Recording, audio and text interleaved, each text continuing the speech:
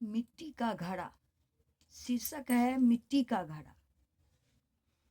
योगीराज भर्तहरि का नाम योग विज्ञान एवं वैराग्य का ज्वलंत प्रतीक है। क्षिप्रा नदी की समीपवर्ती आनंदमयी सरस भूमि उज्जैनी में महाराज भर्तहरि ने जन्म ग्रहण किया था। ये चक्रवर्ती नरेश थे। अनेक राजवंश उनके चरण देश में नतमस्तक रहते थे। भर्तहरि के विषय में अनेक किंवदंतियां प्रचलित है, जो अपने संदेशों से पाठक के चित्त में बोध का संचार करने में समर्थ है। एक ऐसी ही कथा यहाँ प्रस्तुत है। तदनुसार भर्तहरि का विवाह अवंतिकापुरी के प्रधानमंत्री सुमंतक की अत्यंत रूपवती कन्या पिंगला से हुआ था।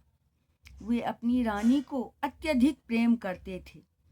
एक दिन उन्होंने अपनी रानी पिंगला से पूछा, पिंगला, यदि मैं मर जाऊं तो तुम क्या करोगी?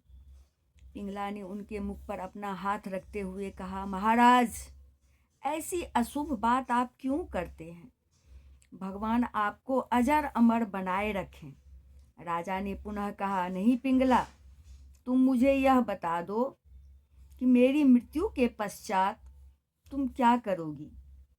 बहुत आग्रह करने पर रानी ने कहा, आपके मरने पर मैं सती हो जाऊंगी। इस प्रसंग के कुछ दिनों बाद राजा वन में शिकार खेलने गए हुए थे। अचानक उनके मन में पिंगला के प्रेम की परीक्षा लेने का विचार आया।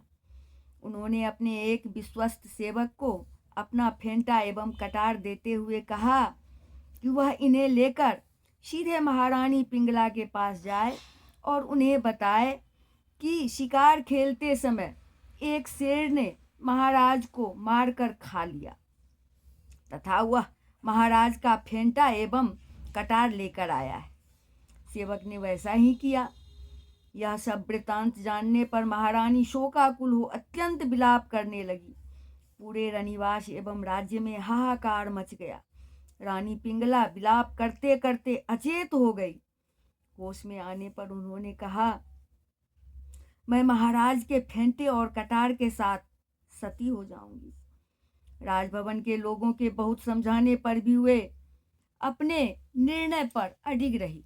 अंततः श्मशान में चिता प्रज्वलित की गई और महारानी पिंगला अपने पति के फेंटे एवं कटार के साथ सती हो गई। कुछ समय पश्चात जब शिकार खेलकर राजा वापस लौटे तो उन्हें पता चला कि उनके द्वारा किए गए परिहास को सत्य मानकर पिंगला ने अपने प्राण त्याग दिए थे। पिंगला का प्रेम सच्चा था। हाय, मैंने यह क्या किया? ऐसा विचार कर राजा भर्तहरि शोक में डूब गए और जोर जोर से विलाप करने लगे। श्मशान में जहाँ पिंगला की चिता जली थी, वहीं बैठकर हाय पिंगला कहते हुए रोने लगे। कहा जाता है कि इसी दशा में उन्होंने 12 वर्ष व्यतीत कर दिए। तब गुरु गोरखनाथ जी राजा भर्तहरि का मोह दूर करने के लिए वहां पधारे। राजा के समक्ष पहुंचकर गोरखनाथ ने असावधान होने का अभिनय करते हुए अपने हाथ में लिए मिट्टी के घड़े को हाथ से छोड़ दिया। मिट्टी का घड़ा भूमि पर गिरकर टुकड़े टुकड़े हो गए। यह देख गोरखनाथ हाय मेरा घड़ा कहते हुए विलाप करने लगे। उनका विलाप सुनकर राजा का ध्यान भंग हुआ। टूटे घड़े के लिए विलाप करते गोरखनाथ को देखकर राजा बोले, महाराज, आप तो विरक्त योगी लगते हैं। आप एक मिट्टी के घड़े के फूटने पर क्यों इतना रोते हैं? इतना शोक करने की क्या आवश्यकता है? घड़े तो और भी मिल जाएंगे। गोरखनाथ ने कहा, मुझे तो अपना यही घड़ा चाहिए। अपनी प्रिय वस्तु का वियोग तो सभी को खलता है। जिस प्रकार तुम अपनी रानी के लिए विलाप कर रहे हो, उसी प्रकार मैं भी अपने घड़े के लिए विलाप कर रहा हूँ। यदि तुम यह मानते हो कि घड़ा तो दूसरा भी मिल जाएगा, तो मैं तुमसे कहता हूँ कि पिंगला भी हजारों मिल जाएंगी। ऐसी स्थिति में तुम 12 वर्षों से शोक क्यों मना रहे हो? यह सुनकर राजा बोले, घरे तो बाजार में हजारों मिल जाएंगे, किंतु मेरी पिंगला कहाँ मिलेगी?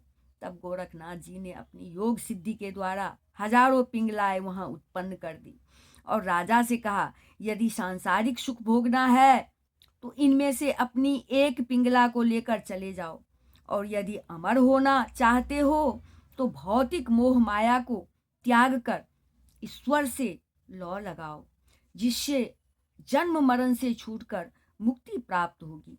राजा भर्तहरि ने गुरु गोरखनाथ के चरण पकड़ लिए और योग मार्ग में दीक्षित कराने की प्रार्थना की। बाद में भर्तहरि ने राजपाट अपने भाई विक्रमादित्य को सौंप दिया तथा स्वयं गुरु गोरखनाथ के साथ गिरनार पर्वत पर साधना करने लगे। कालांतर में उन्हें महान योगी भर्तहरि नाथ के नाम से जाना गया। तो यही शीर्षक मिट्टी का घड़ा। ये शरीर भी एक प्रकार का मिट्टी का घड़ा है।